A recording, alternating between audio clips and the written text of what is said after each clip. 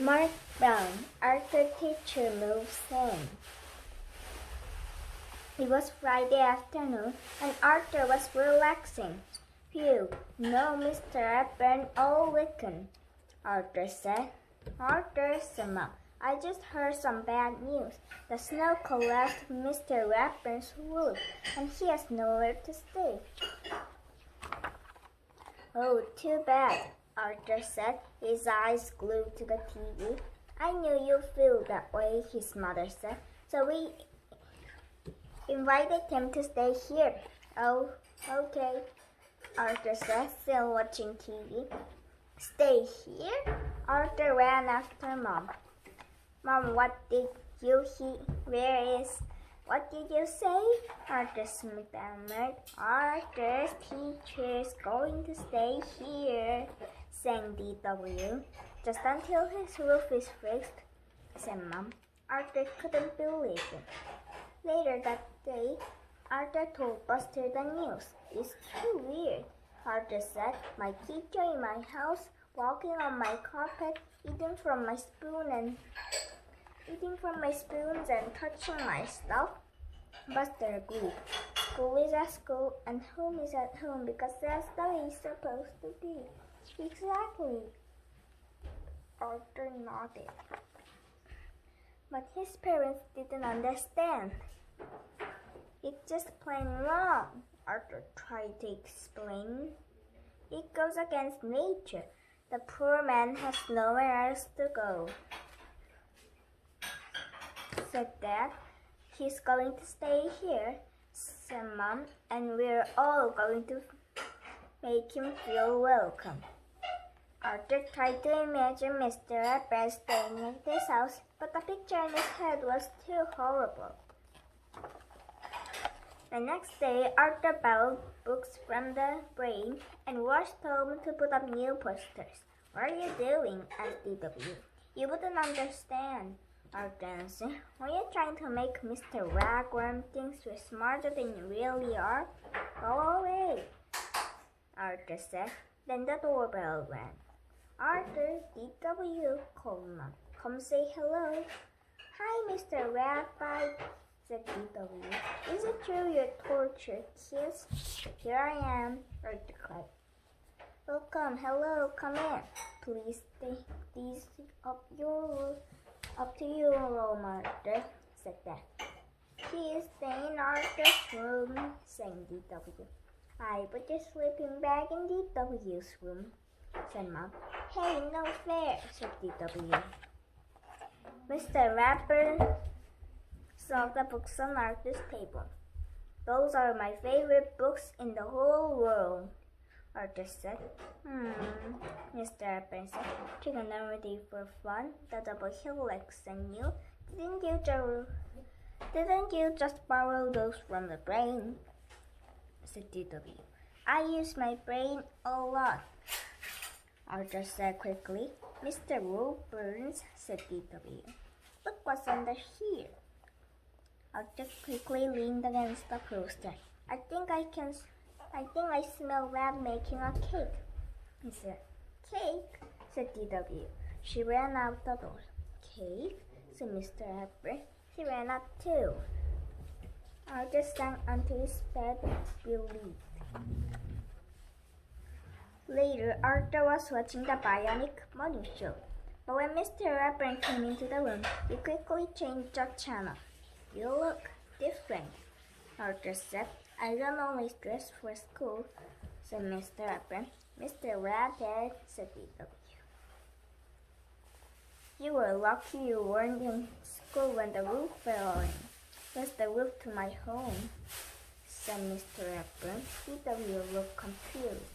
Teachers don't live at school, Mr. Hepburn explained. We have houses just like you do. Oh, said DW. The world was so simple until now. Would you like to watch one of my videos? Mr. Hepburn asked Arthur. Of course, said Arthur. I love educational videos. A cartoon kangaroo appeared on the screen. Spooky Pooh? Arthur said. one of my favorites, said Mr. Hepburn. After Spooky Pooh, Mr. Hepburn covered Arthur's history book with a handkerchief and waved his hand over it. Then he pulled the handkerchief away. The book was gone. Just I have no homework tonight. Wow, said Arthur. Can you teach me that? Sure, Mr. Hepburn said. For dessert, Dad brought out a huge cake. I like it when Mr. Ragburp stayed with us, said D.W. On Monday morning, Arthur's friends all shook their heads. Can you imagine Ragburp living with you? Said Buster. I bet Arthur's ready to run away, said Francine. Hey, Arthur, said Buster. You can stay at my house until Ragburp goes home. It's not so bad, said Arthur. He taught me a magic trick. We have fun. Mr. Hepburn waved at Arthur. Arthur waved back. At lunch, everyone was talking about the math test. I got a C minus, said Buster. You beat me, Murphy said. Arthur got an A, said Francine. It's not fair. Yeah, we could all get A if Mr. Hepburn lived with us and our father made cakes for him. Come on, said Murphy. But I studied hard for that test, Arthur protested.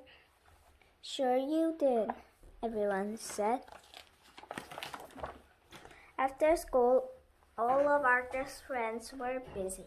Want to watch some Spooky Pooh? Arthur asked. I don't think so, said Buster. I don't want to get between you and your new friend. Want to go to the sugar bowl for some hot cocoa? Arthur asked Francine and Murphy. Francine shook her head. Sorry, we're already going to the sugar bowl for some hot cocoa. Then the brain asked for his books back. Sure, said Arthur. I'll bring them to your house. No thanks. Please bring them to school, said the brain. Teacher's pet, sang Dinky. That means you, Arthur. Then he handed Arthur a note from Fern. Arthur walked home alone.